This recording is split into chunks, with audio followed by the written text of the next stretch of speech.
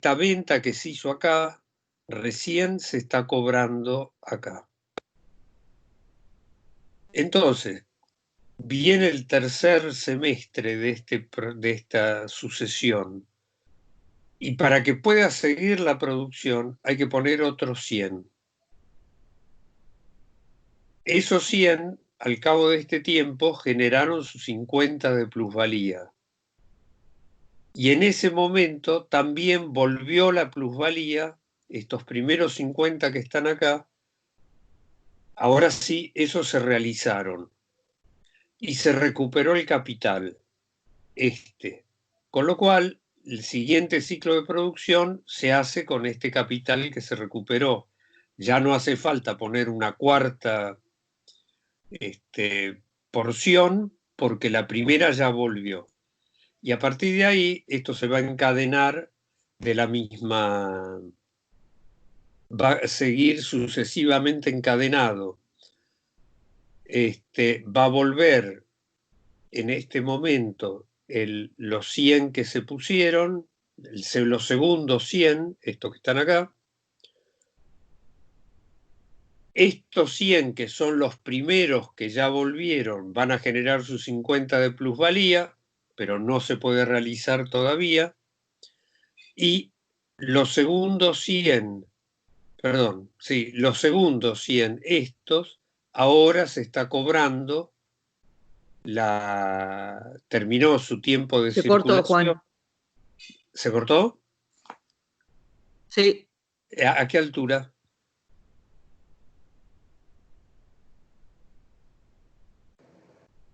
Yo escuché de corrido, no sé. ¿Hasta qué altura más o menos habíamos llegado? ¿A cuál de los 100? ¿Al 1, 2 o 3 en su movimiento? No se escucha, Juan. A ver. Yo te escucho, Juan, ¿eh? Y te escuché la explicación. Capaz Marinas. A ver. Sí, capaz que soy yo. Sí, yo también escucho, ¿eh? Ahora sí. ¿A dónde se cortó para vos la explicación? En el último tramo, Juan. A ver si sería esto. En este momento, en el tercer subperíodo, digamos, está este primer capital que se puso, está transcurriendo en el segundo momento que está en la circulación. Este segundo capital que se puso está transcurriendo su primer momento en la circulación. Y esta tercera porción de capital que se puso está en la producción. Cuando termina en este punto, el primer capital que se puso, los primeros 100, completaron su circulación y entonces se recuperaron los 50, se recuperaron. Se realizaron las 50 de plusvalía y se recuperaron los 100 que se habían puesto.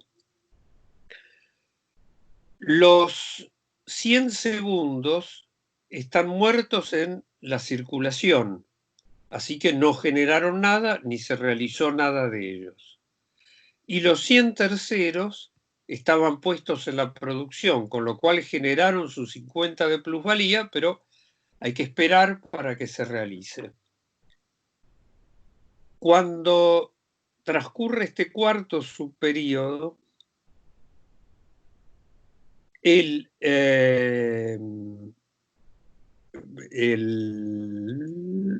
volvieron los 100. Entonces, en este cuarto subperíodo, de vuelta tengo estos 100 sub 1, aparecieron acá, los tengo puestos en la producción. Cuando termine este periodo, me van a haber generado los 50 de plusvalía que están acá. Mientras, los 102 que ya estaban un subperiodo en la circulación, completan su subperiodo en la circulación. Y entonces, como completaron su subperiodo, los 50 de plusvalía que venían encerrados desde que se terminó la producción, se realizaron. Y recuperé los 102, con lo cual puedo volver a producir. Y mientras, los 103 que estaban acá están transcurriendo su primer ciclo de circulación, su periodo de circulación. Así que ellos están muertos y ya la plusvalía la generaron y todavía no se pudo realizar. Entonces esto, proyectado en el tiempo, me va a dar este movimiento como un movimiento normal. Voy a tener en cada periodo de estos, los gruesos son un periodo, voy a tener dos plusvalías realizadas con un capital que está formado por los 101 más los 102 más los 103. Por eso la tasa de ganancia me va a dar el 33%. Yo voy a necesitar 3 capitales de 100 y solo voy a poder realizar 2 plusvalías de 50 en cada periodo. No sé si está más claro. Sí, Juan, sí. Ahora sí. En realidad yo lo traté de esquematizar así. En realidad tal vez, lo que pasa es que lo hacía mucho con el pizarrón, pero acá se me hace muy difícil porque además el espacio se me acota. Lo que hacía era, estos segundos 100, en lugar de ponerlos en la misma línea, los ponía acá abajo y su movimiento, y los terceros acá abajo y su movimiento. Y cuando los 100 primeros retornaban, los ponía acá abajo y su movimiento, pero eso significa que se va yendo. Necesito más periodos para meter en el... Sí, tengo que seguir extendiendo esto. Todo esto que está comprimido acá se me va corriendo cada vez más para la derecha. Y entonces probé armarlo así para que pudiera verse, pero queda mucho más confuso.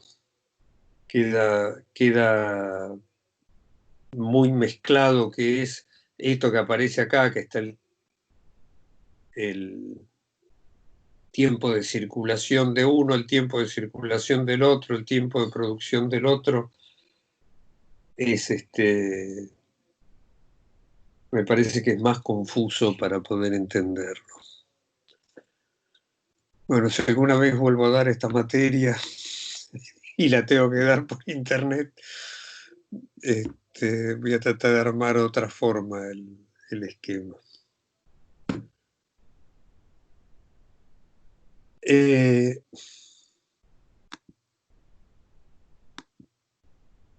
Bueno,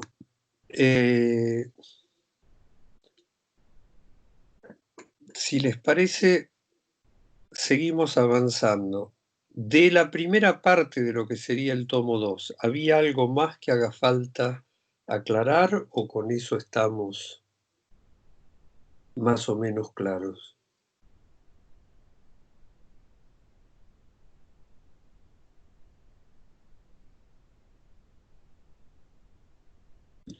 Bueno, doy el silencio por asentimiento.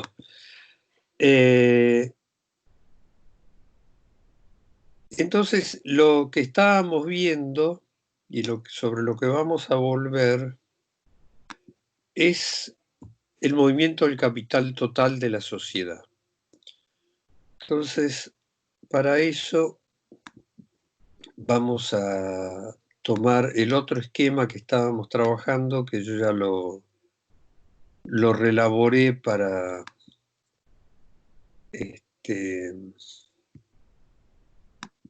esperando que quede más claro, no hay garantía. Entonces, lo que tenemos es el ciclo del capital total de la sociedad, que era lo que habíamos dicho. Marx lo mira primero en reproducción simple, después lo mira en reproducción ampliada. Cuando nosotros mirábamos en reproducción simple, en general teníamos los dos sectores. El sector que produce medios de producción, el sector que produce medios de vida. Yo le decía, Marx después hace una subdivisión del de medios de vida, separando medios de vida para los capitalistas, medios de vida para los obreros. En las discusiones que hay en torno a esto se usa ahora hacer tres sectores, pero lo voy a tomar en el esquema tal como está en el Capital, porque después cuando hace el esquema, Marx no hace la separación de los subsectores, lo pone en este movimiento. Lo que habíamos dicho es, esta representación así corresponde estrictamente a una situación en la cual el capital es todo circulante. Si se consume íntegramente su materialidad y vuelve dentro de cada periodo que está abarcado por esto.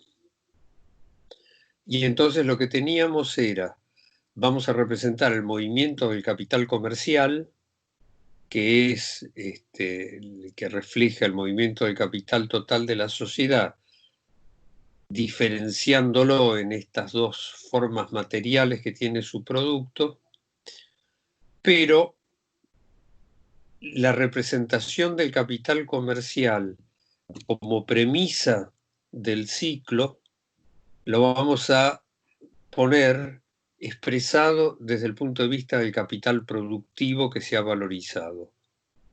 ¿Sí? Capital constante, capital variable, plusvalía. Y entonces tendríamos que la producción que corresponde, esto es una representación anual, la producción que corresponde a la producción de medios de producción ha consumido un capital constante de 1, ha repuesto un capital variable, perdón, el capital variable del sector 1 y ha generado la plusvalía del sector 1, eso hace la masa de valor del producto del sector 1 y lo mismo del sector 2. Hasta acá está cada sector por su lado, está separado, pero esto tiene que encerrar una unidad que ya sabemos que es unidad indirecta, que está mediada por el movimiento del dinero. Ya dijimos que acá el dinero, si se quisiera representar al dinero, la única posibilidad de representar al dinero es representarlo como algo que se desgasta, el oro se desgasta absolutamente dentro de cada ciclo. Acá no se pueden arrastrar algo producido en un ciclo que se va acumulando y que va quedando a lo largo de los ciclos, porque entonces va cambiando las escalas de producción, y en la reproducción simple eso no cabe. Entonces, ¿cómo se expresa la unidad entre la producción y el consumo sociales? Y acá lo que va a aparecer es, bueno, que lo que yo decía también es en reproducción simple se puede reflejar una secuencia de un año a otro, de un periodo a otro, girando sobre sí mismo. Lo que es el producto que corresponde a un año y que entra como insumo al año siguiente es idéntico al insumo que había inicialmente. Y entonces uno puede reemplazar la secuencia por un modelo que tiene un solo periodo que gira sobre sí mismo. Entonces lo que tenemos es la unidad entre producción y consumo, vuelvo a decir, establecida indirectamente, pero acá lo que queda es la síntesis de lo que efectivamente se pudo realizar como mercancía. Y mirado en su pureza, está expresado, las mercancías se vendieron por su valor, lo que tenemos es que el producto del sector 1 que produce medios de producción tiene que ser absorbido por las necesidades de capital constante del sector 1 y del sector 2. Y a su vez el producto del sector 2, que son medios de vida, como es reproducción simple, los capitalistas consumen todo la plusvalía y entonces tiene que cubrir las necesidades de consumo de los obreros del sector 1, que está representado por el capital variable del sector 1, de los capitalistas del sector 1, que está representado por la plusvalía del sector 1, de los obreros del sector 2, capital variable del sector 2, los capitalistas del sector 2, plusvalía del sector 2. Y entonces esas son las condiciones en las cuales se expresa la unidad entre la producción y el consumo social. Cuando uno toma esas expresiones, hasta acá son dos expresiones, y despliega el segundo término de cada una de ellas por los elementos que tiene cada una de ellas, es decir, M'1 se sustituye por C1 más B1 más P1 y lo mismo en 2, M'2 se sustituye por los tres elementos estos, esta ecuación, perdón, estas dos ecuaciones y estas dos ecuaciones dicen exactamente lo mismo. Pero así desplegado, lo que uno le aparece de inmediato es que puede simplificar, que en la primera puede C1 aparece de este lado y C1 aparece de este lado, con lo cual se eliminan. Y en este caso, B2 y P2 aparecen de este lado y también aparecen de este lado, entonces se eliminan. Y las dos, entonces, las dos relaciones van a quedar diciendo lo mismo. Si ustedes se fijan acá, esta dice que C2 tiene que ser igual a B1 más P1. Y esta dice que B1 más P1 tiene que ser igual a C2. Con lo cual, la síntesis de la unidad se expresa en esta última relación, que el valor de los medios de uso, el valor del capital constante de los medios de producción que tiene que disponer el sector 2 y que va a consumir el sector 2 que produce medios de vida, tiene que ser igual al valor de los medios de vida que como plusvalía y capital variable se van a consumir en el sector 1 que produce medios de producción. Y entonces lo que Marx va a plantear es, esto es la síntesis, esta expresión sintetiza la unidad entre producción y consumo social sobre la base de haber diferenciado entre dos tipos de valores de uso en este proceso de metabolismo social.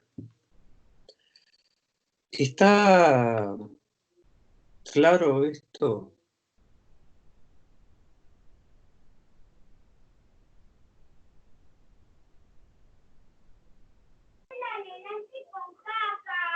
Sí, Juan.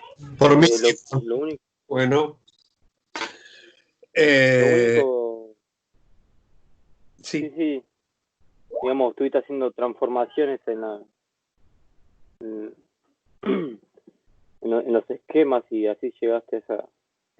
Sí, es tautológico todo el desarrollo. Sí. Sí.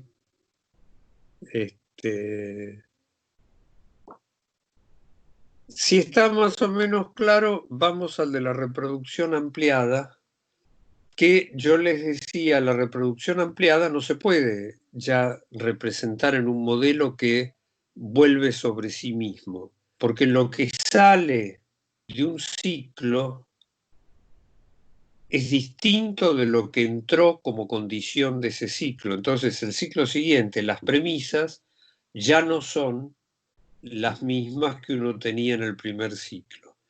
y entonces tiene el problema de que tiene que reflejarlo en un movimiento que se va desplegando, y como movimiento que se va desplegando empieza a no poder simplificarse con la misma grado de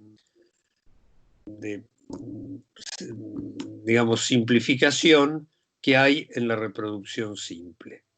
Entonces vamos a mirar la reproducción ampliada. Este esquema que yo voy a presentar no está en el capital, en la reproducción simple está en el capital, les decía, con una simbología distinta, pero es la misma. Esto es lo que yo desarrollo mirando los movimientos de la reproducción ampliada. Es una reproducción ampliada que no sé si es necesario, pero por lo menos pensémosla así,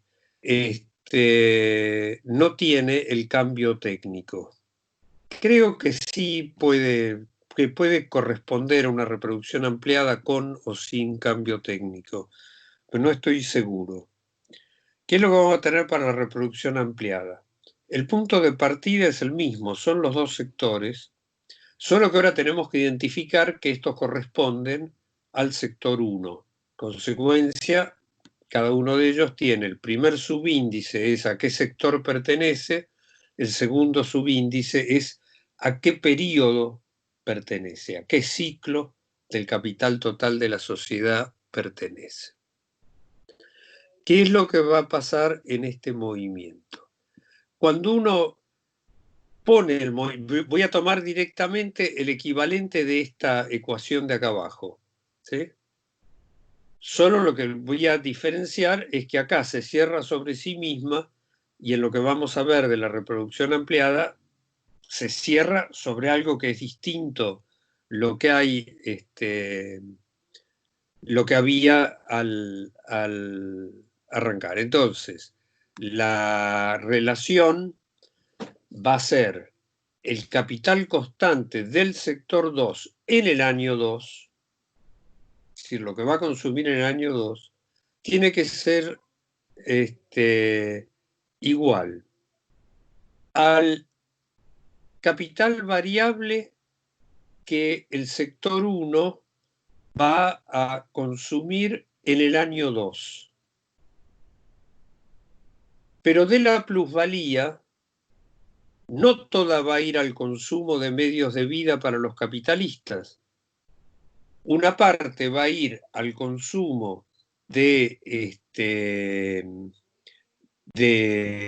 medios de producción para ampliar la producción, compra de nuevos medios de producción, y otra parte va a ir a comprar nueva fuerza de trabajo que antes no se utilizaba.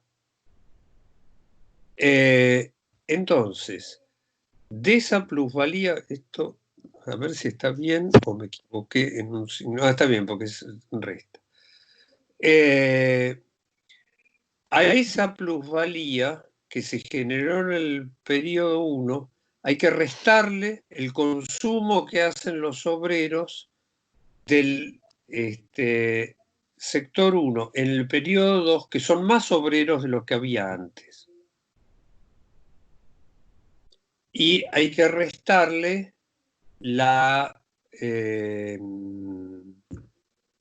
los medios de producción que, sobre los cuales se va a aplicar esa plusvalía. Me agarró una duda con si la fórmula está bien o no. Yo la hice una vez en clase, en una clase de esta materia, en la clase la fui desarrollando y después la tengo ahí anotada. Porque esto es...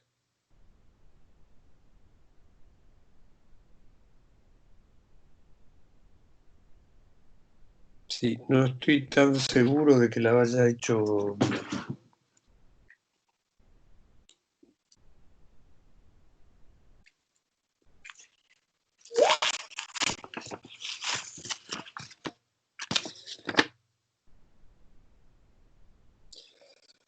Sí. Bruto. Lo voy a corregir así en vivo. Porque es el capital constante adicional y el capital variable adicional. Yo lo estaba sumando los dos y está errado. ¿Cuánta de la plusvalía van a consumir los capitalistas del sector 1 en el periodo 2? Van a consumir de la plusvalía que obtuvieron en el periodo 1, hay que restarle el incremento del capital variable que van a tener respecto del periodo 1, porque eso está metido acá, está ya incluido ahí, y hay que restarle cuántos medios de producción adicionales, cuánto capital constante adicional van a tener que utilizar. En consecuencia, les va a quedar para consumir la plusvalía, menos la parte que está destinada a la acumulación. ¿Se entendió esto? Yo mientras voy corrigiendo esto, porque el error me lo pasé para todos lados. Pero pregunto si se entendió.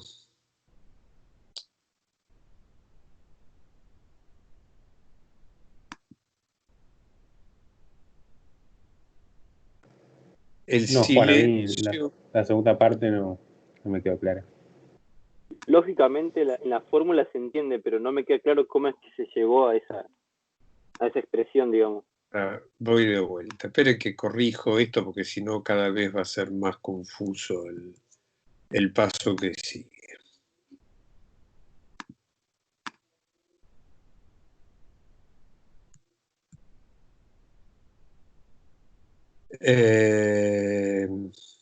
Y perdónenme que acá voy a verificar si esto está bien. P1, no, está mal.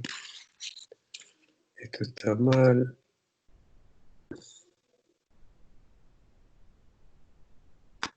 Es un menos. Y esto es...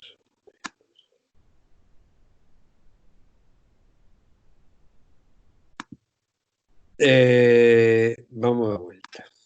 ¿Qué es lo que nosotros sabemos de la reproducción simple? Que esta ecuación que está acá, esta relación, es la que expresa la unidad entre producción y consumo sociales. Que el capital constante que va a consumir el sector que produce medios de vida tiene que ser igual al capital variable más la plusvalía que va a consumir el sector que produce medios de producción. Así se cruzan las producciones de los dos. ¿Eso está?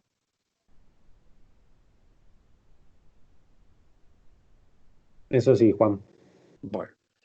Ahora, esto mismo mirado en una situación en que el capital constante del sector 2 en el año 2 no es igual al capital constante del sector 2 en el año 1.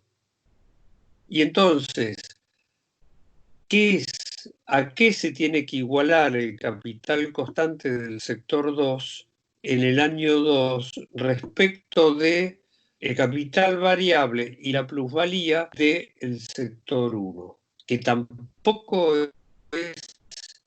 es simplemente igual a la que tenían en el año 1. Entonces, eso es lo que está, esta ecuación que está acá, está desplegada acá. El problema es que para despegarla, primero tiene que estar puesta temporalmente. Por eso aparece el subíndice 2.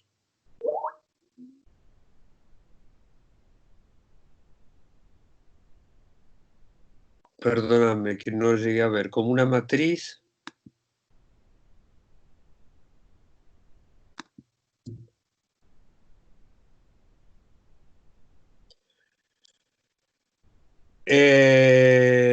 Yo no te sabría decir si se puede ver como una matriz, porque no vuelve para vos, para representarlo en una matriz, tenés que volver sobre sí mismo. El de la reproducción simple, uno lo puede tener representado. Esto, yo lo puse así acá, perdón, acá.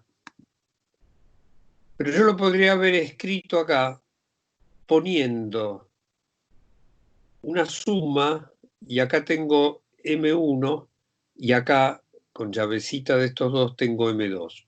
Lo traté de poner así para después ir desplegando el cambio. Entonces dudo que se pueda poner como una matriz.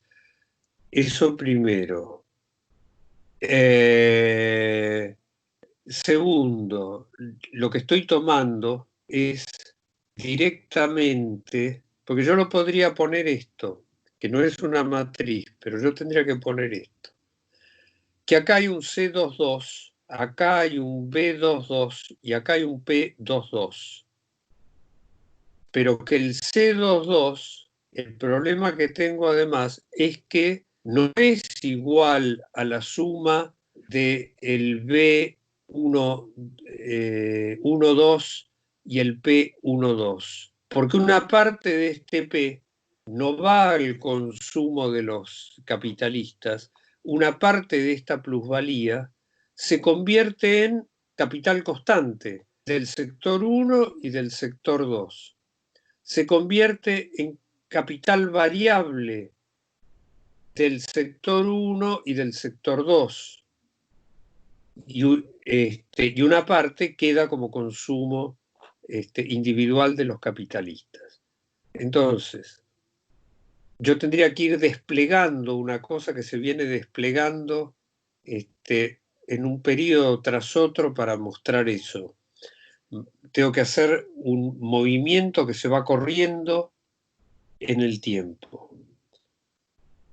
Lo que yo traté de simplificar acá es la relación sintética. Más allá de esta que le erré al transcribir los signos como un... me abstengo de decir la opinión que tengo sobre mí mismo por hacer eso. Y es esto. El capital constante que el sector 2 va a tener que disponer y lo va a consumir en el periodo 2 es más grande que el que tenía en el periodo 1. El consumo de medios de vida puede ser más grande o puede ser más chico que el del periodo 1, dependiendo de qué pasa con la acumulación de capital. Cuánto de la plusvalía del periodo 1, porque ese es el producto del periodo 1, se convirtió en nuevo capital. Si yo parto del primer esquema que tenía como si fuera reproducción simple, en realidad de la plusvalía del periodo 1, 1,1, tengo menos consumido por los capitalistas como consumo individual, tengo más consumido por los obreros del sector 1 como capital variable, y además tengo más medios de producción consumidos en el sector 2, también en el sector 1, como capital constante. Entonces, trato de volver a acompañar este desarrollo. Yo lo que tenía originalmente es que C2, lo que tenía como punto de partida es esto. Es esta misma ecuación. La ecuación es exactamente la misma. Capital constante del sector 2 es igual, para expresar la unidad, al capital variable del sector 1 más la plusvalía del sector 1. ¿Qué es lo que tengo cuando voy acá? Tengo el capital constante del sector 2 en el periodo 2, que es más grande de lo que era en el periodo 1. Pero acá me es irrelevante cuánto más grande. Ese cuánto más grande tiene que guardar una proporción con ¿Cuánto creció del capital variable en el periodo 2 del sector 1? Porque ahora en el sector 1 hay más obreros de los que había en el periodo 2, hay más obreros de los que había en el periodo 1. Más el consumo individual de los capitalistas del sector 1. Pero ¿cuánto es el consumo individual de los capitalistas del sector 1? Es la plusvalía que los capitalistas apropiaron en el periodo pasado, porque eso es lo que tienen para consumir en el periodo 2. Pero de esa plusvalía que apropiaron en el periodo 1, le tengo que restar la parte que usaron para comprar más fuerza de trabajo que la que compraban en el periodo 1. Es decir, la diferencia entre el capital variable del periodo 2 con respecto al capital variable que usaban en el periodo 1. Y le tengo que restar cuánto destinaron a más medios de producción dentro del sector 1. El capital constante que tiene el sector, dentro del sector 1, me corrijo, dentro del sector 1, ahora me fijo. ¿Cuánto capital constante el sector 1 va a consumir? Por lo tanto, convirtió su plusvalía del periodo 1 en capital constante adicional para el periodo 2, que sale de restar el capital del periodo 2 constante menos el capital constante del periodo 1. Paro para ver qué era el comentario porque no lo llegué a ver.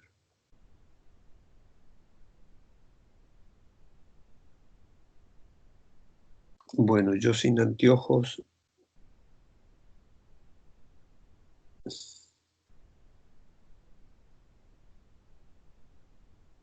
No. El incremento del capital 1, lo que se pone acá es el incremento en el capital variable de 1 dividido. Alejandro.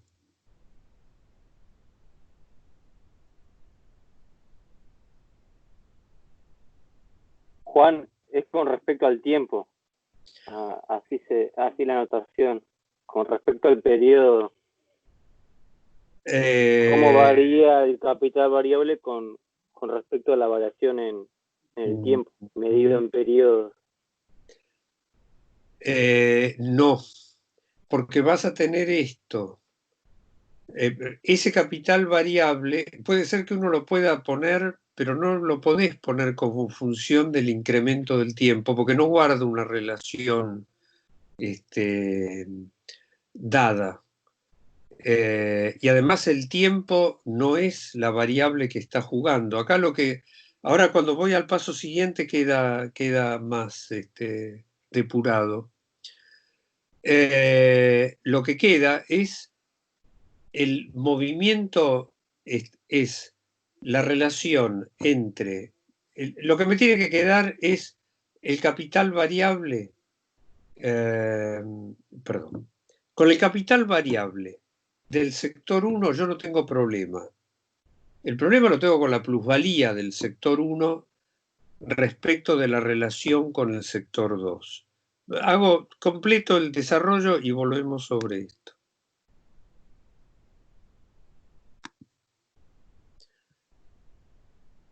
¿Se entendió lo que hay acá? Esto es, el capital constante del sector 2 en el año 2 tiene que ser igual para que esté la unidad material entre el capital variable del sector 1 en el año 2 más la plusvalía que los capitalistas del sector 1 obtuvieron en el periodo 1 y van a destinar al consumo individual en el periodo 2. Y entonces, lo que tengo que restar es cuánto de esa plusvalía apropiada en el periodo 1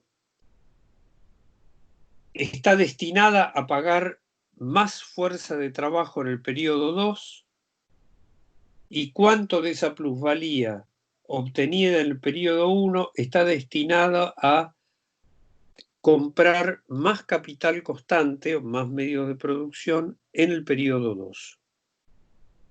Siempre dentro del sector 1. El resultado de esto es cuánto de la plusvalía que los capitalistas obtuvieron en el ciclo anterior van a destinar a la compra de medios de vida. El problema acá está que C y B se consumen en un periodo, pero P se consume en el periodo siguiente. Si todos los periodos son iguales, me es indiferente, pero cuando yo estoy proyectando, no me es indiferente porque voy a tener esta diferencia en el movimiento. Este producto que sale acá del periodo 1, ya materialmente, tiene que tener la forma de una parte, esta parte viene a reponer lo que se consumió, ¿sí? Pero la parte que se amplía, que es la parte de la plusvalía, ya tiene que tener la forma material de medios de producción, de medios de vida para los obreros adicionales, medios de producción adicionales, medios de vida adicionales para los obreros y consumo individual de los capitalistas. Entonces, el problema que tengo es que tengo que pasarlo al periodo siguiente. En el movimiento yo acá creo que no puse la simplificación para no complicar más. Lo que queda es esto. Yo tengo el consumo de los obreros del sector 1 en el periodo 1. Y la plusvalía del periodo 1 que está destinada al consumo individual de los capitalistas y al consumo de los nuevos obreros. Por eso, en esta situación, yo pasé de el capital variable que se va a usar en el sector 2, lo reduje al capital variable del sector 1. Pero ahora no le resté acá el movimiento. Lo único que le resté a la plusvalía del sector 1 en el periodo 1 es cuánto va a capital constante.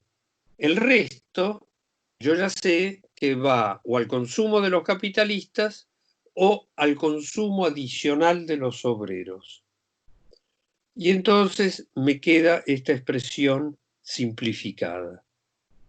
Expresión simplificada que, si yo la generalizo, me queda bajo esta forma, que el consumo el capital constante consumido en el sector que produce medios de vida en el periodo enésimo tiene que ser igual, para que esté la unidad, al capital variable del sector que produce medios de producción que se consumió en el periodo anterior, en el periodo N-1, más la plusvalía que se generó en el sector 1 en el periodo anterior, N-1, menos el incremento que va a tener el capital constante del sector 1 en este periodo enésimo, que lo saco tomando el capital constante del sector 1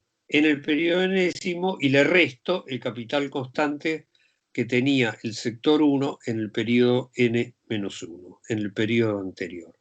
Y esa es la relación que me va a quedar.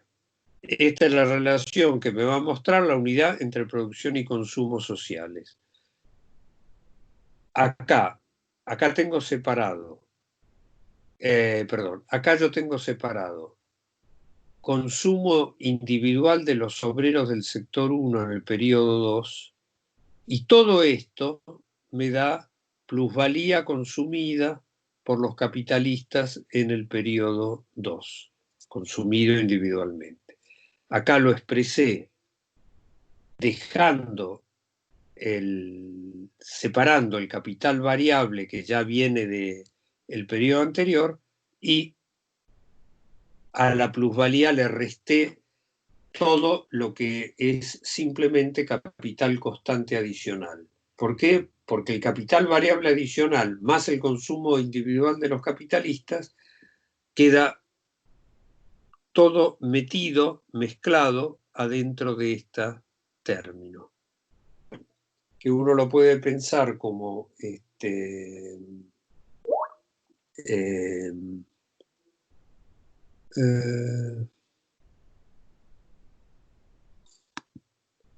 no vi lo que era el comentario, pero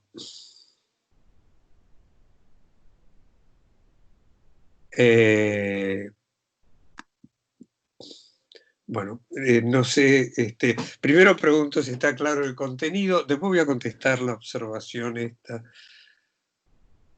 inocente que me hace Martín. ¿Se entendió más?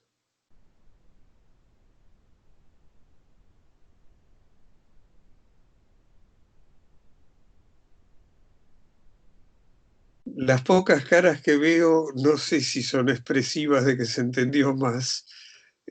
Juan, a mí no me queda claro cómo pasa en el último modelo a quedar, última expresión, el valor del capital variable del periodo 1 solamente.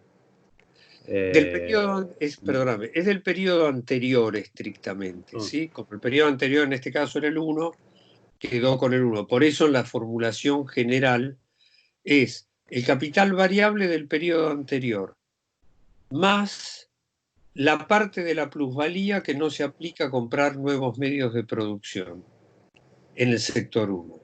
¿Qué pasó con esa plusvalía que no se aplica a comprar medios de producción? O lo consumieron individualmente los capitalistas o se usó para pagar nuevos obreros que se incorporaron a la producción. Entonces, se destinó al consumo de medios de vida. ¿Está? Por eso, uno puede pensar que la expresión más clara es esta, donde está el consumo de los obreros acá y está restado entonces cada elemento, o considerar esta como una expresión más sintética en la cual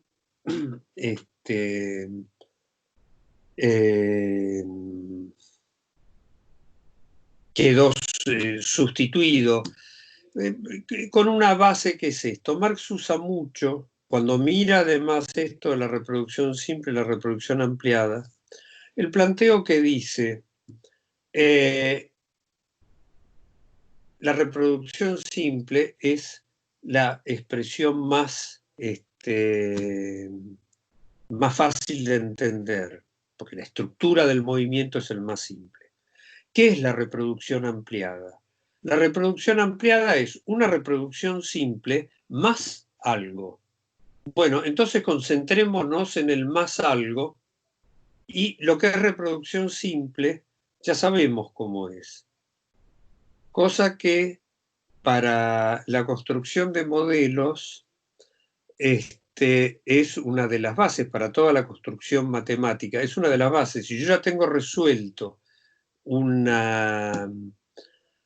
paso más simple y el paso siguiente es el paso más simple más una variación, bueno, entonces me concentro en la variación porque el paso primero ya está resuelto.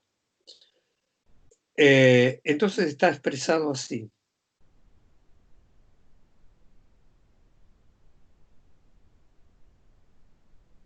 ¿Se sigue? Voy a corregirle acá los signos estos porque quedaron distintos.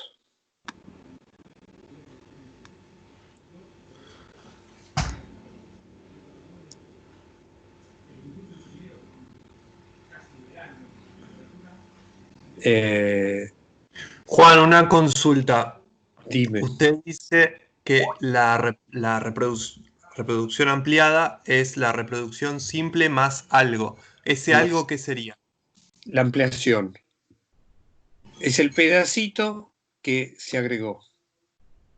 Es decir, que la reproducción ampliada es un análisis en el tiempo y la reproducción simple es un análisis estático. No, no. No es estático porque en realidad es una reproducción. La virtud de una reproducción simple de cualquier cosa que uno tome es que la puede representar en un modelo de un solo periodo. Y un modelo de un solo periodo, entonces no necesita subíndices de periodo, porque yo podría representar la reproducción simple y después tomar el periodo siguiente, pero lo que me voy a encontrar es que C2,2 es igual a C2,1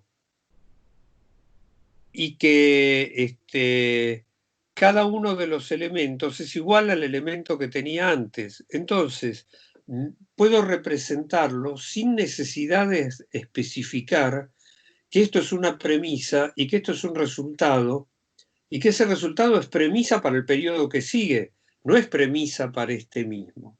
En una cuestión que vamos a ver ahora a continuación, no creo que lo lleguemos a ver hoy, pero sí lo vamos a ver desarrollado en la clase que viene, porque es uno de los grandes ejes de discusión entre los economistas marxistas. Aparece toda una serie de discusiones respecto de qué pasa con las premisas y qué pasa con los productos. ¿Qué pasa con C1 y B1 y qué pasa con P1 respecto de lo que está acá, con M'1? Pero bueno, lo dejo para cuando lo veamos eso después. Entonces, esa es la virtud de mirar la reproducción simple. Ya teníamos, cuando mirábamos, veníamos acompañando la reproducción simple, mirándola en general, la reproducción simple oculta cuál es la finalidad de la producción capitalista, porque parece que, ahora claro, eso también, parece que la finalidad fuera producir valores de uso, medios de vida para los capitalistas, y la finalidad no es esa. Entonces, la reproducción simple tiene se pierde de vista la verdadera finalidad de la producción capitalista, pero cuando mirábamos en el tomo 1, permite ver qué pasa con el consumo individual de los obreros, qué pasa con el consumo individual de los capitalistas. La reproducción ampliada, lo que pasa con el consumo individual de los obreros ya está, porque uno ya la vio en la reproducción simple.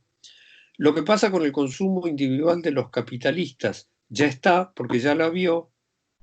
El problema que tiene ahora es qué pasa con el movimiento de la acumulación. ¿Qué pasa con lo que se adiciona? Entonces, es una cuestión analítica, no tiene ningún sentido más que de simplificación del análisis.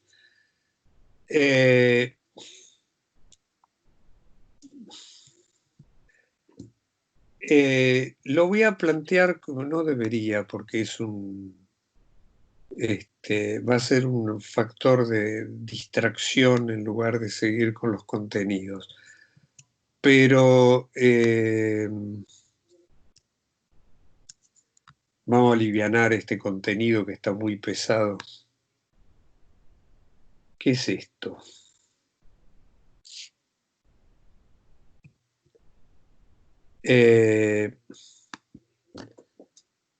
Voy a sacar estos.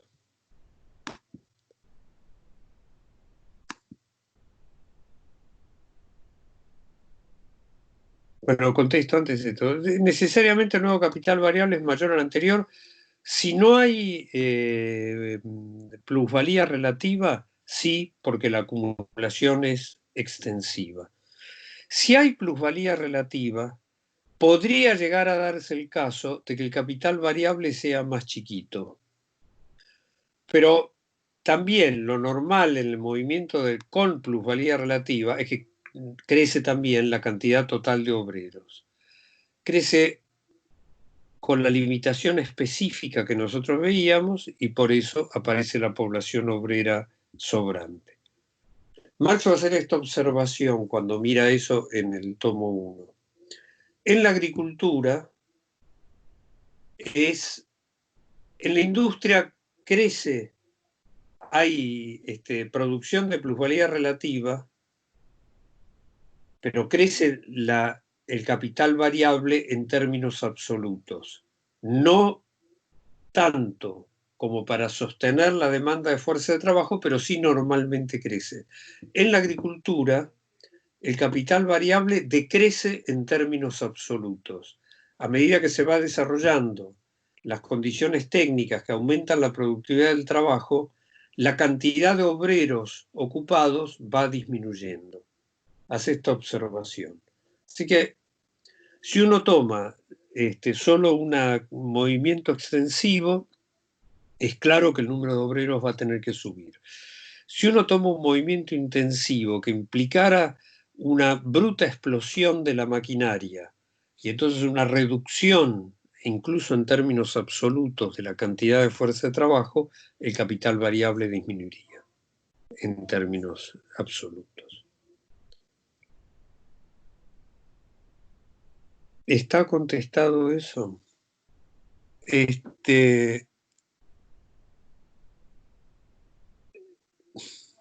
No sé si tiene sentido la estructura, pero lo planteo nada más que para aclarar esto, cómo analíticamente sirve. Esto está planteado en un libro de matemáticas que está por ahí atrás, que hizo la compañía General Electric para formación de su personal, que son 4 libros que tienen uno sobre modelos, otro es sobre estadística, los otros 2, que son de una época que no había computadoras, apenas enseña a hacer programas en lo que se llamaba BASIC, para resolver los problemas, pero son libros muy, muy didácticos. Y que como todo libro yanqui de estas cosas está mezclado con pseudoanécdotas. Entonces, para explicar esto y para explicar el razonamiento matemático, el autor de uno de esos 4 libros hace este planteo. En una mesa de examen de estudiantes universitarios de matemáticas cae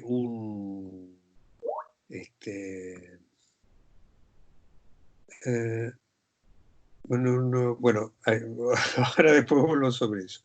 Cae una figura de las matemáticas y participa de la mesa examinadora. Y entonces le dice a un estudiante, le plantea como problema a un estudiante, le dice, vamos a suponer que la mesa es una cocina y este libro que tengo acá al costado es una cocina que está encendida y quiero hervir el agua que está en esta olla que tengo al costado y lo representa con el libro. ¿Cómo soluciona el problema? Entonces el estudiante se queda helado, pero agarra el libro y lo pone arriba de la mesa. Y entonces el figurón matemático le dice, muy bien, está perfectamente resuelto de acuerdo a la lógica del conocimiento matemático.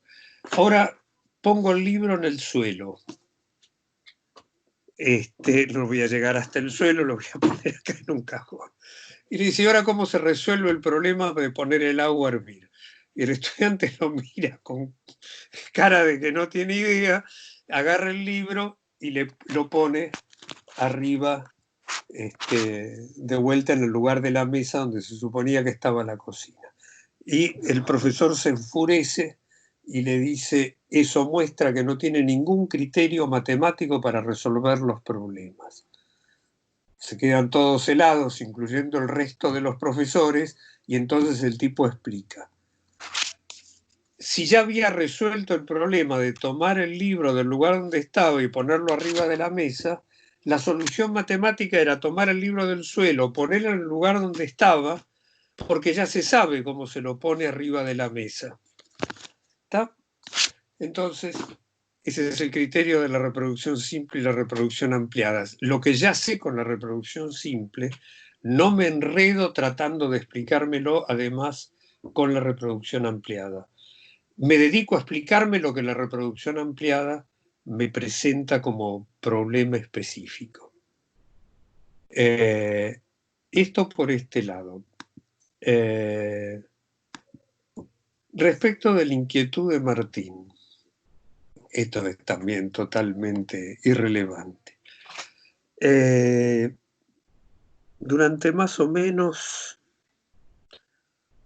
desde el año 74, después con un intervalo de unos años, y después en la década del 80 durante una punta de años, y después en la década del 90 durante una punta de años, me gané la vida haciendo modelos. Modelos de medición de tasa de ganancia y haciendo estudios concretos sobre la base de un desarrollo, el desarrollo de una estructura de procesamiento para poder hacer la medición de tasa de ganancia en una situación en la cual hay que inferir el capital adelantado a partir del movimiento del capital. Cosa que en el capital fijo es fácil de hacer, pero en el capital circulante no es fácil de hacer. Así que, sí,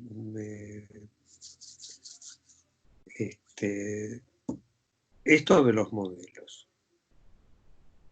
Esto puesto por cosas anecdóticas. Ahora, ¿por qué la imagen de que en la crítica de la economía política no cabrían los modelos? El ciclo de rotación del capital que nosotros veníamos viendo, son modelos. Miden relaciones entre distintas formas que va tomando el capital. Cuando yo escribo dinero, mercancía, capital productivo, mercancía valorizada, lo que estoy haciendo es una relación de medida entre distintos momentos del desarrollo del capital.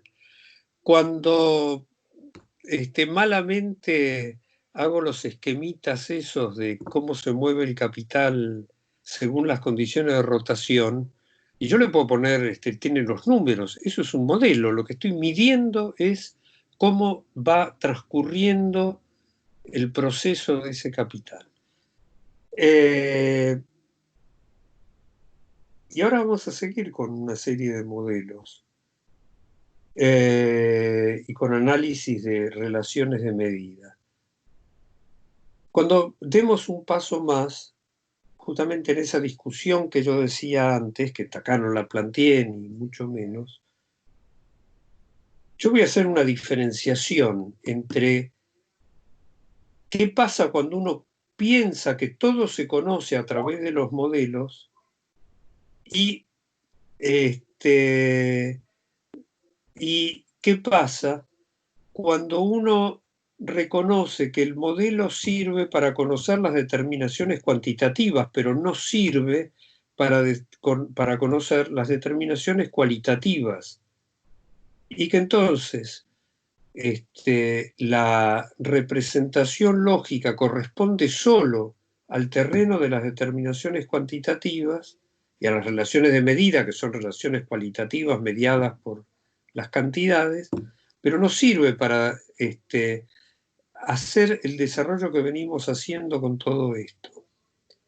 Eso hace a cuestiones del método, yo no quiero complicarla demasiado con el método, pero a raíz de que hay toda una discusión en torno al planteo de Marx, que justamente se basa en esto es un modelo y por lo tanto tiene que satisfacer las condiciones que corresponden a la carácter tautológico que tiene la lógica, y si no la responden, entonces hay una incoherencia, o en realidad esto de lo que partí no es un modelo, y por lo tanto que yo vaya viendo cómo se va transformando eso que tenía como punto de partida, no me invalida el punto de partida. No sé si se entendió o no, yo corto ahora con esto, pero tomo...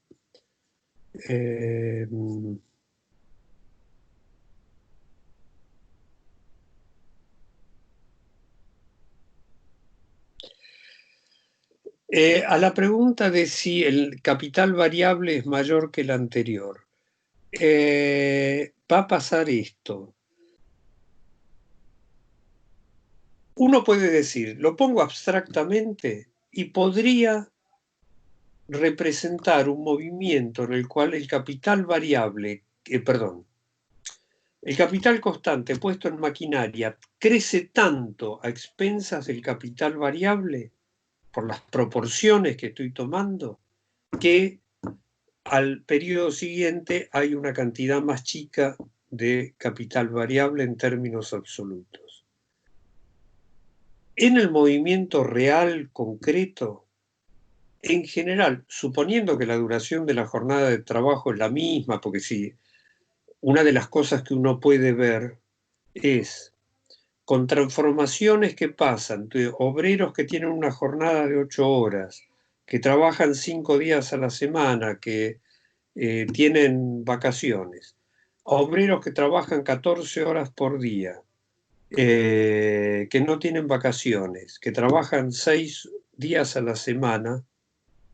Eso me puede dar una disminución, aunque no haya cambio técnico, me puede dar una disminución de la cantidad de obreros. ¿Está claro? Fue una disminución absoluta, porque ahora estos obreros, vamos a suponer, trabajaban 180 horas en el año, y ahora estos otros obreros trabajan 360 horas en el año, con lo cual, con la mitad de obreros que había antes, en principio, tendría que cambiar las condiciones técnicas, se habría sostenido la misma producción. Entonces, suponiendo que la intensidad del trabajo, la duración de la jornada es igual, solo depende de cuánto se come del capital variable el crecimiento del capital constante. Entonces, depende de las circunstancias. Vuelvo a decir esto que dije antes. En el proceso histórico, en la agricultura sí hay una disminución absoluta del número de obreros. La población agraria, la fuerza de trabajo agraria es cada vez más chica a medida que se va desarrollando, se va incorporando la maquinaria. Entonces, en ese caso sí hay una disminución, puede haber una disminución absoluta, tampoco es así simplemente inmediata, cada vez que se pone una maquinaria hay una disminución absoluta. La producción agraria choca con un límite exterior, que es la superficie de la tierra donde se puede hacer la producción agraria, con lo cual la producción industrial se puede multiplicar sin chocar con ese límite, siempre y cuando tenga las materias primas que hacen falta. La producción agraria está en un espacio en principio determinado, limitado. La superficie agraria en el mundo ha ido creciendo, ¿tá? Ha ido creciendo fuertemente. Toda la cuestión de la deforestación está ligada con crecimientos absolutos en la superficie agraria, entonces puede ser que el capital variable incluso esté subiendo en términos absolutos porque hay más superficie en producción. Pero cuando uno mira una superficie dada, ahí sí la cantidad absoluta va cayendo.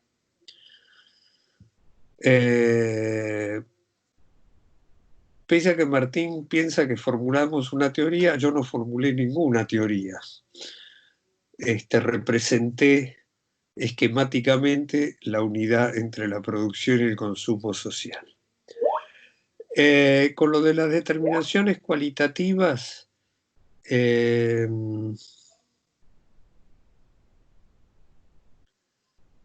sí, a las transformaciones que se van a reflejar como cambios en las determinaciones cuantitativas. Lo trato de ejemplificar, no sé si va a servir o no. Nosotros empezamos con la mercancía. Y del desarrollo de la mercancía, nosotros encontramos que la mercancía se convierte en capital. La mercancía se convierte en dinero, el dinero se convierte en capital. Sigue siendo la mercancía, pero ahora tiene una cualidad que antes no tenía. El dinero, cuando se convierte en capital, sigue siendo el dinero, pero ahora tiene una cualidad que cuando lo mirábamos simplemente como dinero, no le habíamos visto. Esto es distinto a partir de un modelo simple donde decimos, bueno, acá estos son mercancías, y un modelo complejo que dice, no son mercancías, es capital.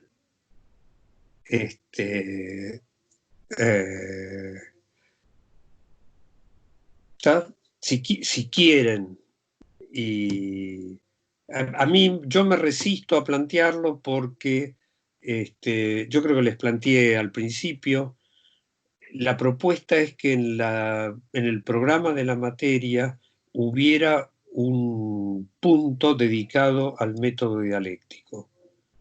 Y yo me negué porque dije, con semejante programa, que esos eran los contenidos mínimos que ya estaban establecidos, con semejante contenido mínimo, meter un punto adicional es imposible.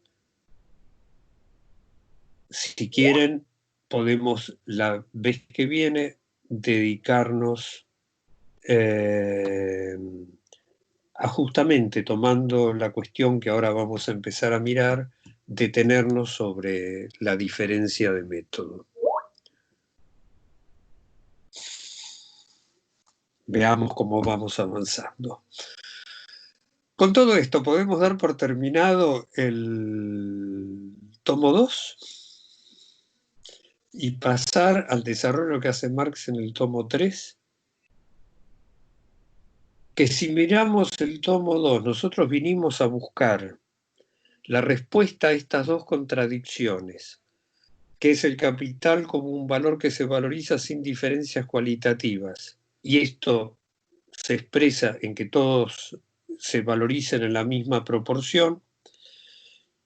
Vamos a mirarlo a la producción y resulta que no, que hay distintas composiciones orgánicas, que en consecuencia, como capitales adelantados, se valorizan en distinta proporción en función de la composición orgánica. Vamos a la circulación buscando la respuesta a esta contradicción, y resulta que es peor todavía, porque en la circulación lo que nos aparece es que por las propias condiciones en que se desarrolla el movimiento de la producción, por las condiciones en que se desarrolla la circulación, por la relación entre tiempo de producción y tiempo de circulación, de eso salen distintas capacidades de valorización del capital, distintas tasas de ganancia en un periodo de tiempo igual. Y entonces,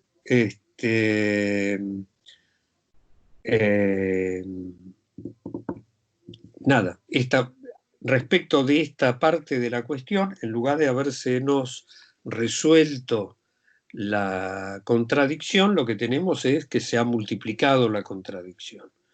Y desde el punto de vista del movimiento del capital individual como órgano del capital total de la sociedad y como exportador inmediato cada capital individual de esa condición de órgano, acá lo que vemos es que hay una unidad, que acá lo que hace uno afecta a lo que hacen los demás, porque hay que producir aquellos valores de uso que son necesarios para la reproducción, que hay esta unidad cruzada entre los capitales que producen medios de producción y los que producen medios de vida, pero si miramos los capitales individuales, y miramos cómo vemos en la circulación a el producto, a las mercancías, esto lo decía la vez pasada, en la producción ya sabemos que son producto del capital. En la circulación todavía aparecen como simples productos del trabajo, se cambian en proporción a la cantidad de trabajo abstracto socialmente necesario que está materializado en cada uno de ellos. Y esto nos abre la necesidad de avanzar a ver qué sigue para ver si nos podemos contestar esta cuestión.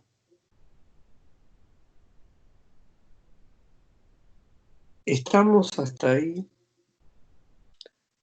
Si nosotros arrancamos en el tomo 3, al principio Marx lo que va a ir haciendo un despliegue que yo lo voy a saltear prácticamente, porque lo que va haciendo es, bueno, ¿cómo se le presenta al capitalista este movimiento del capital?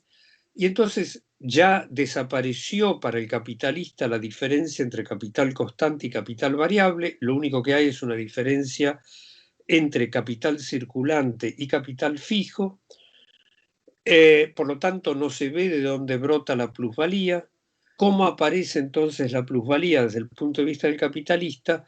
Como una diferencia entre el precio que vende, el precio de costo, perdón, el precio de venta y el precio de costo, lo que le cuesta a él la producción de esa mercancía. Y entonces la plusvalía ya no aparece como plusvalía, no es reconocible como plusvalía, aparece como ganancia simplemente determinada por esta diferencia. Y entonces va a dedicar unos capítulos a hacer un análisis de la relación entre tasa de plusvalía y tasa de ganancia, mostrando básicamente cómo, aunque la tasa de plusvalía no cambie, si cambian las condiciones de rotación del capital, cambia la tasa de ganancia, y cómo si, aunque cambie la tasa de plusvalía y cambien las condiciones de rotación, en contrario, no va a cambiar la tasa de ganancia. Con lo cual, se agudiza más la dificultad para reconocer que el capital se valoriza porque extrae plusvalía. Parece su valorización depender simplemente de las circunstancias de la rotación del capital. Cuando mira eso, va a mirar dos, van a aparecer, claro, es un borrador más previo, todavía más borrador que el tomo 2. Marx tenía escrito los tres borradores, 1, 2 y 3, antes de publicar el tomo 1. El tomo 1 lo revisa, le vuelve a reeditar el capítulo 1, lo cambia mucho, hace correcciones a todo lo largo de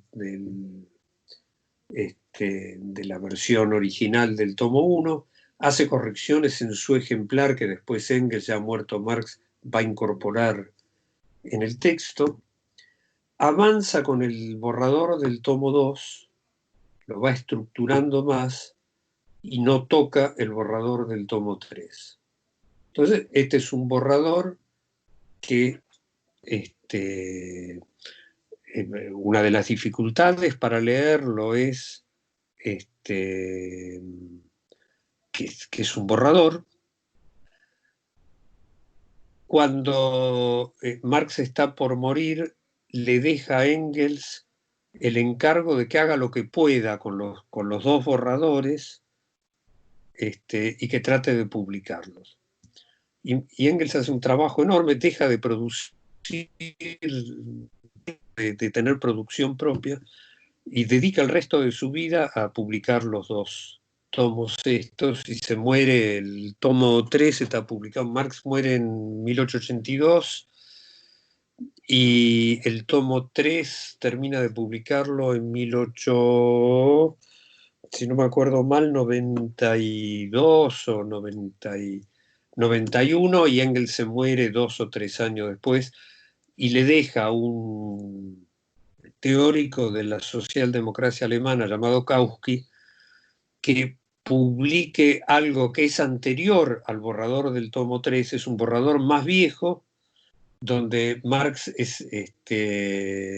hacía toda una serie de discusiones con Ricardo, con Smith, con economistas posteriores hasta la época que escribió esto, que fue publicado como la historia crítica de las teorías de la plusvalía, y que muchas veces es visto como si fuera el tomo 4, pero en realidad es un borrador más viejo que se contradice en varias cosas, cuando se superpone con el tomo 3, tiene cosas que son distintas a las que está en el tomo 3. Bueno, con este preámbulo, Engels encuentra la letra de Marx era ilegible, una de las hijas de Marx lo ayuda a Engels a traducir la letra, a interpretar la letra. Es un mamotreto que no tiene capítulos, no tiene secciones, no tiene subtítulo, no tiene nada, es todo una cosa corrida, y Engels hace lo que Marx le pidió, que es tratar de darle una estructura que lo haga publicable. Entonces hay partes que están más estructuradas, Marx también las tenía más elaboradas, hay partes que yo esa no le voy a pedir que lean las partes esas, yo las voy a contar, los ejes, porque son anotaciones y anotaciones y anotaciones de discusiones de lo que dice fulano, de lo que dice mengano, y son páginas y páginas. Yo doy los talleres del Capital del tomo 3 y para mí esa es una parte de un sufrimiento tratando de estructurar la exposición que se me hace muy complicado.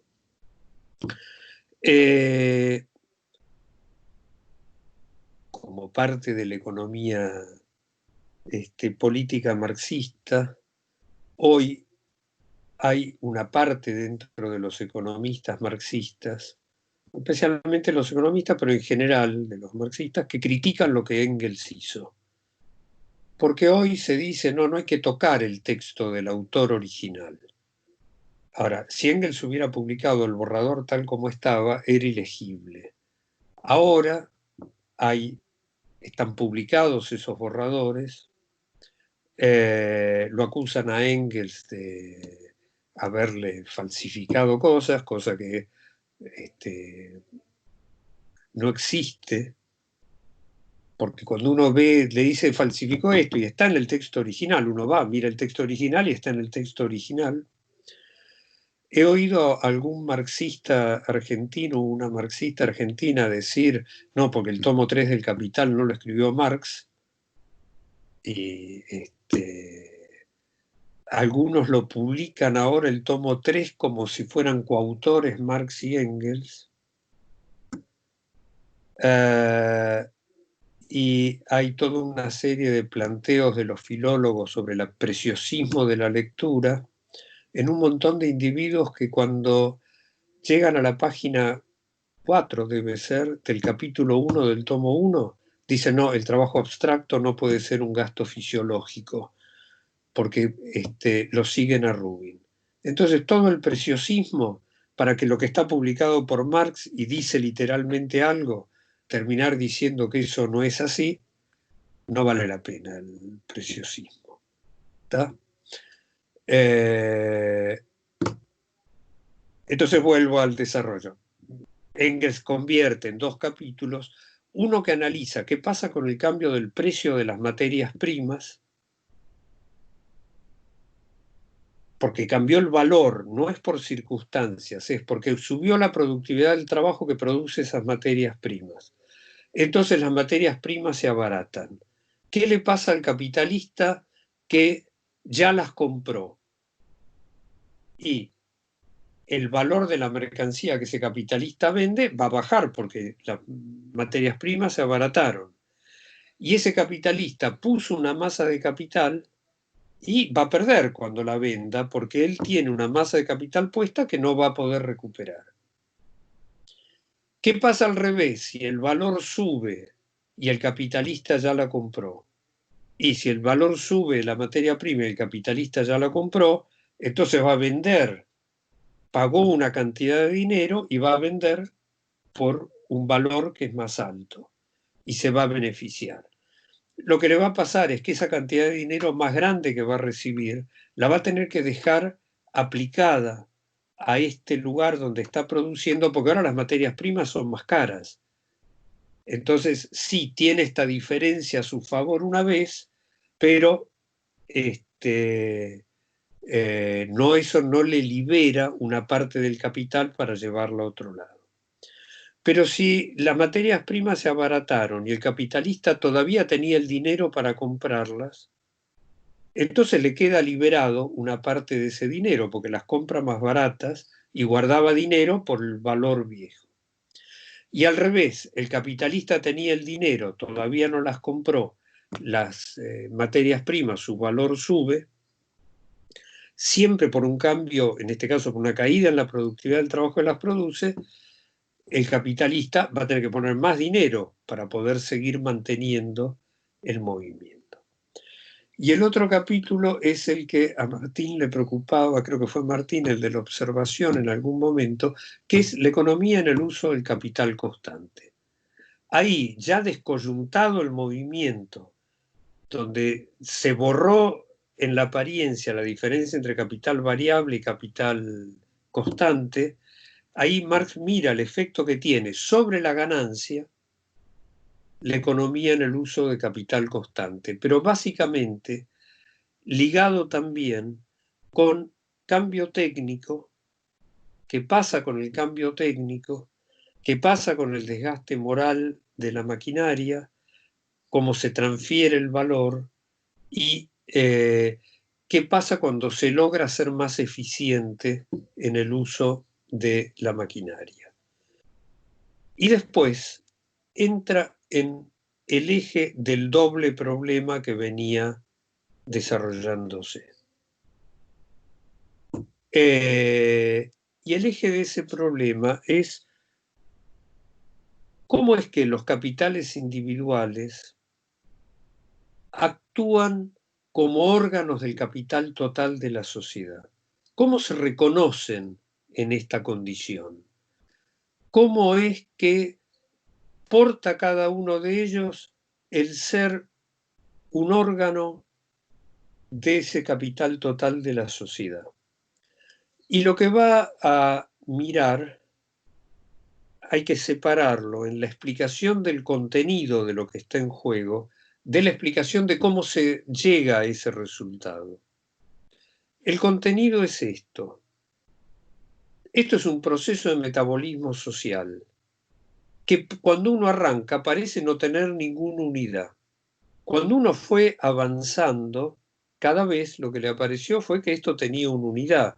Se pasó del capital individual al capital total de la sociedad. Se pasó después, en el tomo 2, de los movimientos de los capitales individuales a la unidad del movimiento del capital total de la sociedad, que siempre está aportada en el movimiento de los capitales individuales. Y entonces lo que uno se va a enfrentar acá es que esos capitales, cada capital individual o cada capital de los capitales de cada rama, desde el punto de vista de su condición de órganos, son una parte alícuota, una parte proporcional del capital total de la sociedad, en proporción al tiempo que están aplicados, en proporción al tiempo que están desembolsados.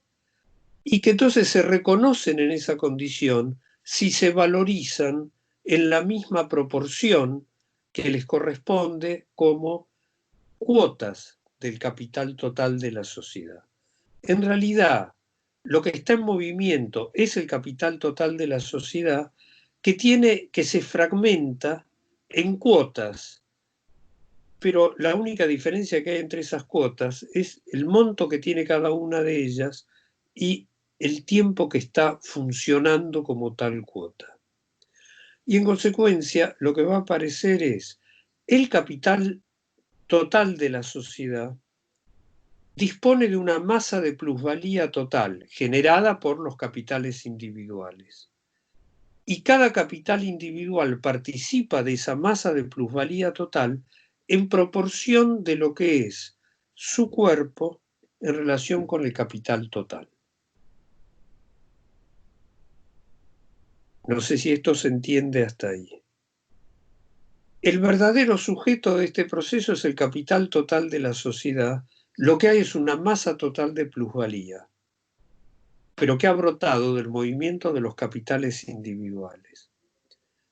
Cómo cada capital individual se reconoce y es reconocido con los demás como un órgano de este proceso, cuya única diferencia es la magnitud que tiene.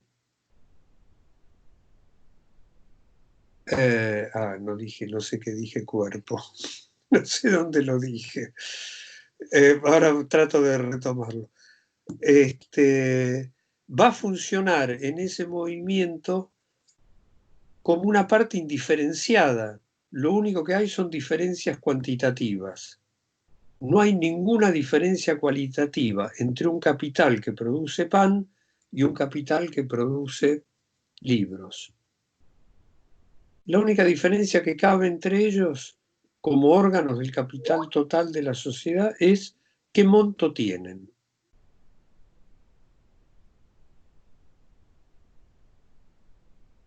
Digo, entonces, no sé si lo usé el término cuerpo así o no.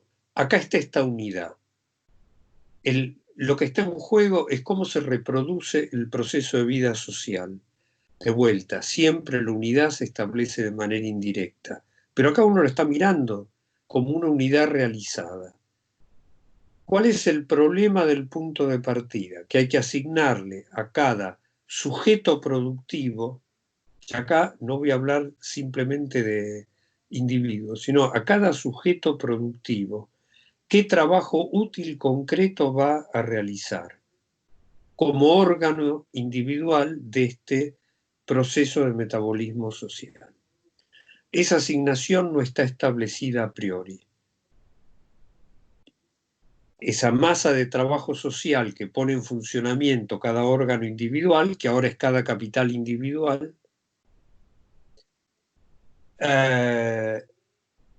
está a priori como una masa de capacidad para realizar trabajo en general.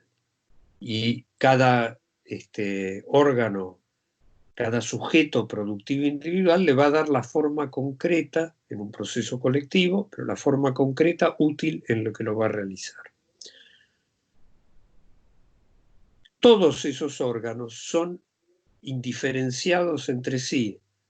Entre un capital y otro capital no hay más diferencia que la magnitud que cada uno de ellos tiene y el tiempo que está funcionando como capital.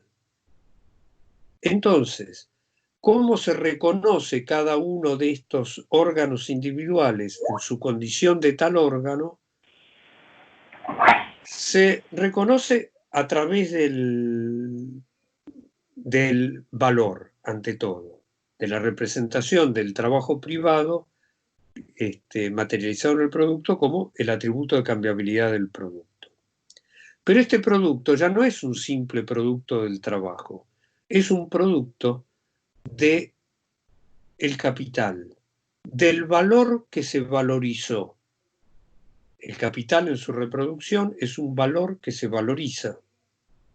Y la relación entre el valor que se valoriza es una relación cuantitativa.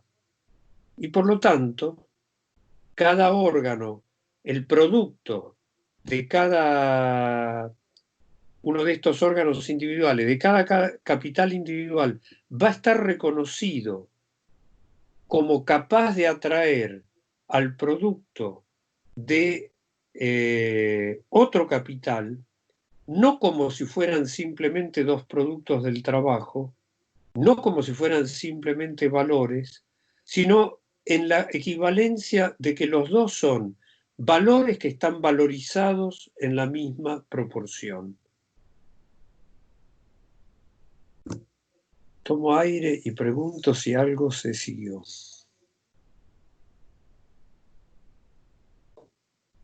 Y tiemblo. Juan, Sí. con respecto a la pregunta que está haciendo Federico, creo que Federico, y Sí. su materialidad, él pregunta, ¿no hay una diferencia cualitativa en cuanto a la materialidad del proceso de producción de cada capital individual? Ahora después vamos a ir a eso. Pero hasta acá esto es lo que uno tiene. Es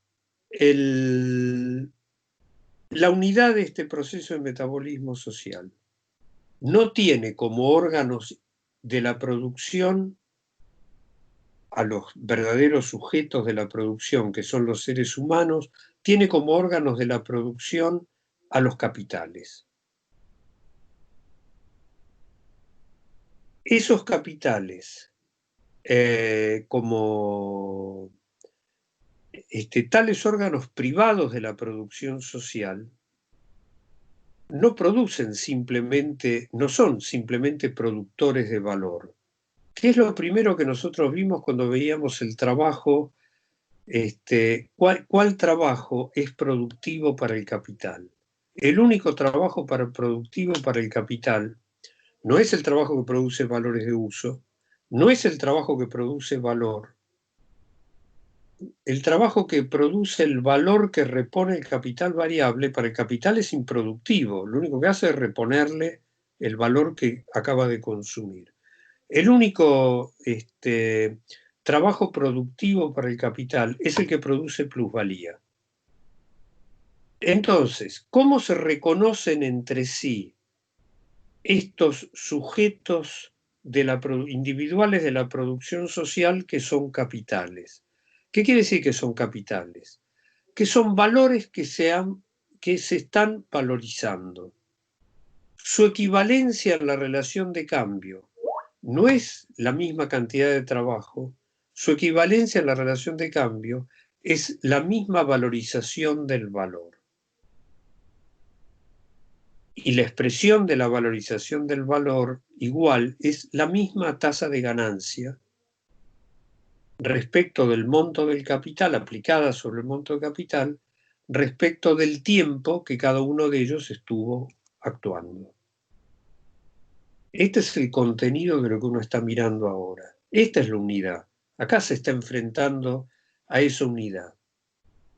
Hasta acá, los capitales individuales parecían en su movimiento no portar inmediatamente esta condición de órganos del capital total de la sociedad. Ahora estamos viendo cómo lo portan. Se enfrentan, sus productos se enfrentan como valores valorizados y ahí está su equivalencia. No se enfrentan simplemente sus productos como valores.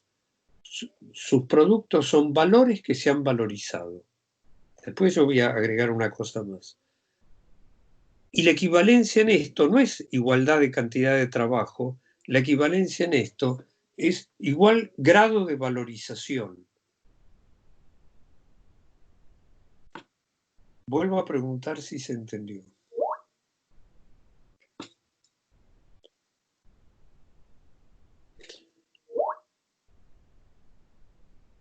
El valor es una cantidad de dinero. ¿Sí? La expresión más simple del valor es una cantidad de dinero. El valor valorizado es una cantidad de dinero. ¿Qué tipo de equivalencia puede haber entre dos sujetos que son una cantidad de dinero que producen una cantidad de dinero? La equivalencia es que produzcan la misma proporción. Si uno es reconocido como productor de más cantidad de dinero que el otro, entonces no hay equivalencia. Habría un desequilibrio entre uno y otro. La equivalencia viene dado porque se han valorizado en igual grado, y esto es en igual proporción.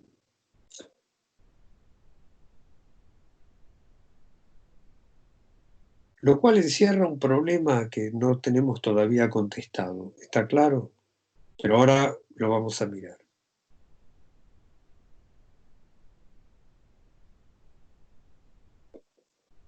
Espero que Federico... Hablen, que es más...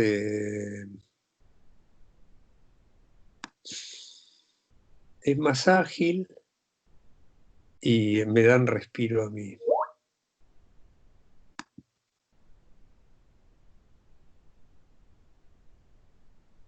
O sea, que yo no leo tan rápido. O sea, ese es el mismo supuesto neoclásico de libertad de movimiento de capitales, donde fluye sin restricciones hacia sectores que tienen mayor tasa de ganancia. Yo no dije nada de eso. Acá lo que estoy mirando es, miro esta unidad, no estoy suponiendo nada, digo, en esta unidad, ¿cuál es la equivalencia? Esto se reproduce, esto es un proceso de metabolismo social que se reproduce. ¿Cómo se asigna el trabajo social a las distintas producciones útiles concretas? De manera privada e independiente, solo que son procesos colectivos al interior de cada uno de ellos. Tengo el obrero colectivo, tengo todo el desarrollo. Y lo que veo es que en la circulación, en la producción, ya sé que las mercancías son producto de capitales, porque sé que lo que encierran es un valor que está valorizado. Bueno, en la circulación se tiene que manifestar en esta condición.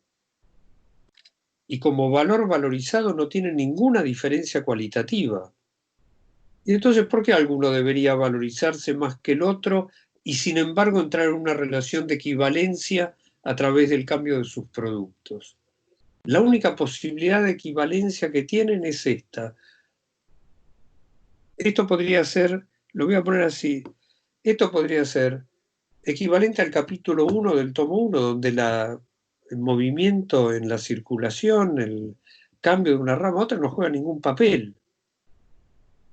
Lo que estoy encontrando es esta determinación. Y ahora me tengo que explicar cómo se realiza esta determinación. ¿Cuál es la forma concreta? Acá aparece desplegado esa afirmación de que cuando se arranca, el capital aparece como un dinero que se multiplica. Un dinero que se convierte en más dinero. Y que hasta acá, en ese movimiento, no presenta más cambio que el proceso de metamorfosis, en el cual de ser una magnitud de dinero pasó a mercancía y de ser mercancía pasó a ser una magnitud más grande de dinero. ¿Qué es lo que dice Marx ahí? Guarda una relación consigo mismo. Es un valor que se valoriza. ¿Por qué dice que es un sujeto? Porque guarda esta relación, se produce a sí mismo. Bueno, acá lo que uno está mirando es la unidad del movimiento, donde los capitales individuales no son los sujetos de la producción, son los órganos de la producción. Lo que está en juego es la unidad de ese proceso. Y entonces, como órganos de esa unidad, la equivalencia de sus productos son valores valorizados. ¿Dónde está la equivalencia? En la proporción en que cada uno de estos dos valores se ha valorizado. Y lo que nos falta mirar es la forma en la cual se realiza esto. Porque nosotros ya habíamos, cierro con esto por la hora. Yo esperaba completar esto también, pero tomo la pantalla. Lo que aparece acá, que siempre toco donde no tengo que... Lo que aparece acá es esto que habíamos visto en la clase anterior. Voy a saltar a esto. Que como productos del trabajo, es decir, cantidades de trabajo abstracto socialmente necesario, las mercancías que son producto de capitales, es decir, de valores, que se han valorizado, si esos capitales tienen distinta composición orgánica o si rotan de distinta manera, no hay equivalencia entre el valor de A y el valor de B desde el punto de vista del capital.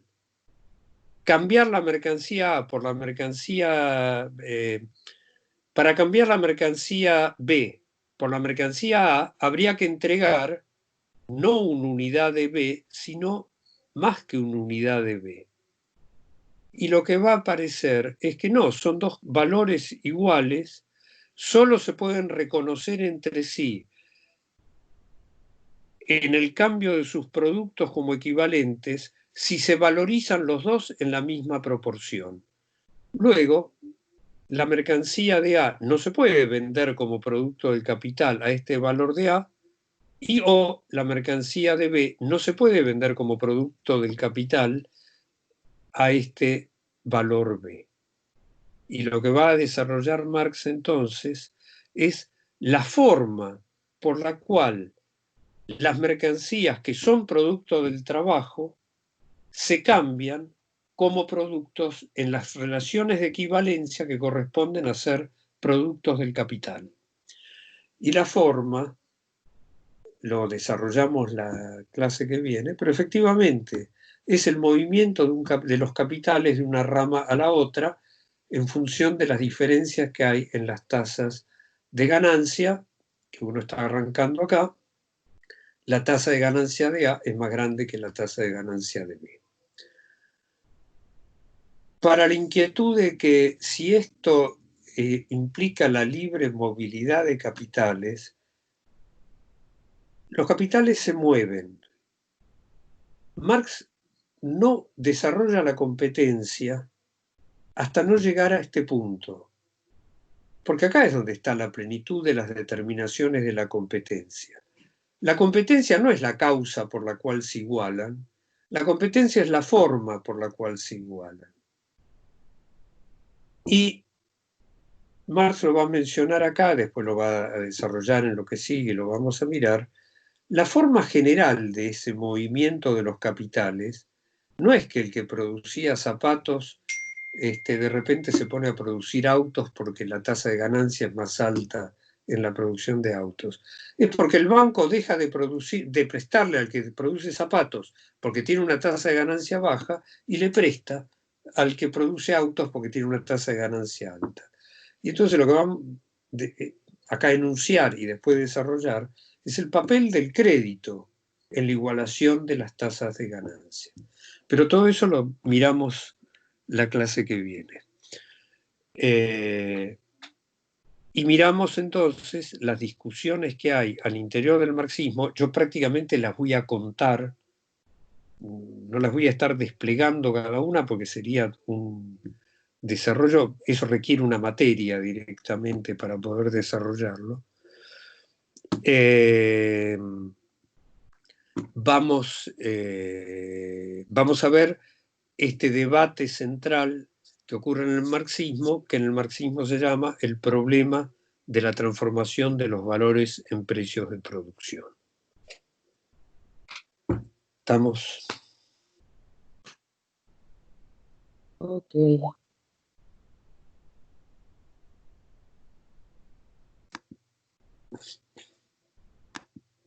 Bueno.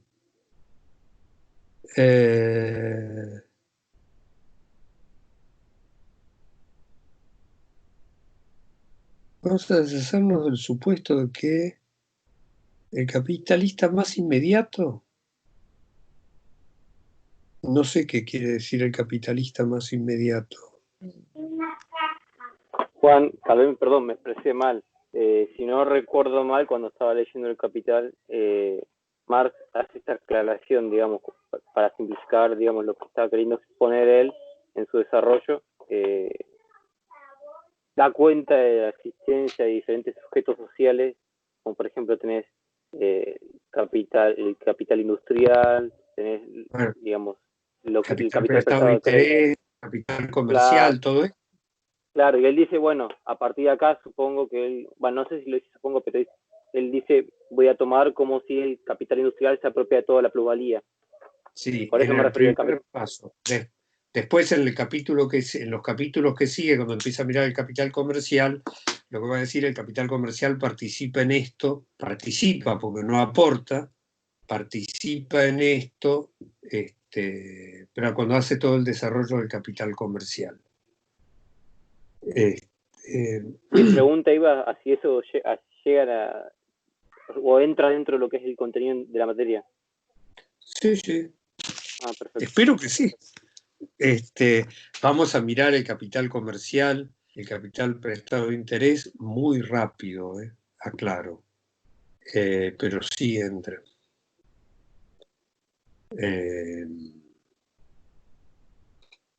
Tenemos que ver la renta de la tierra antes de pasar a la siguiente unidad.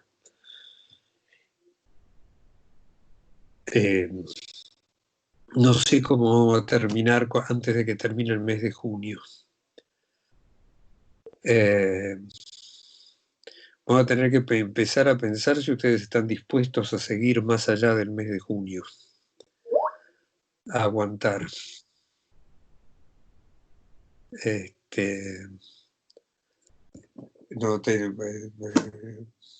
Tenemos que separar las dos cosas. El taller del capital es una cosa y la materia es otra cosa.